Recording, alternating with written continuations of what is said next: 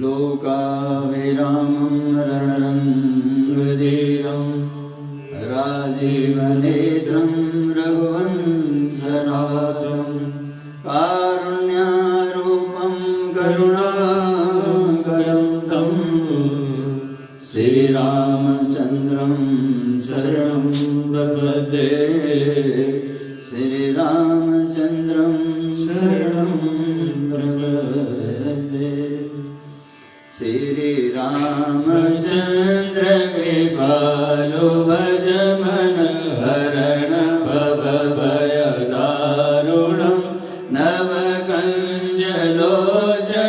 कञ्जमुखकर कञ्जपद कञ्जारुणं कन्दर्प अगणित अमित छवि नव नीलनीरज सुन्दरं पटपीतमानमुदलितरुचि शुचि नौमि जनकसुतावरं भजो दीनबन्धु दिनेशदानव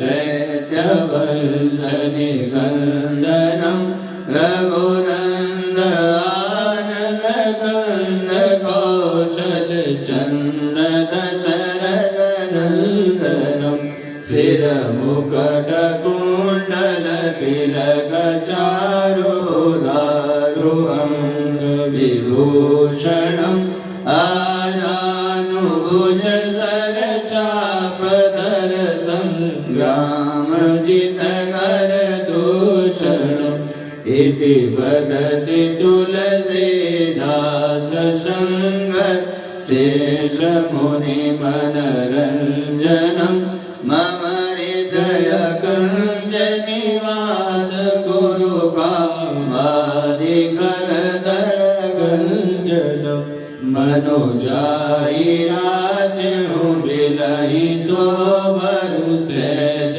सुन्दर सांवरो करुणानिदान सुजानशील सदेहु जानत रावरो हे वान्ति गौरी अशीष सुनिशिय सहित हरसि हरि तुलसी भवानी पूजि पुनि पुनि मुदित मन मंदिर चले मुदित मन मंदिर चले मुदित मन मंदिर चले।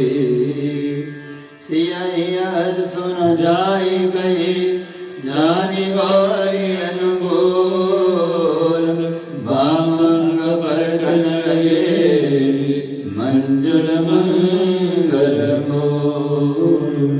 सो समदीन नदीन तुम समान रघुवीर अस विचार रघुवीर मणि हरौ विषम भववीर हरौ विषम भववीर। बोली राजा रामचंद्र भगवान की जय। पवन सुत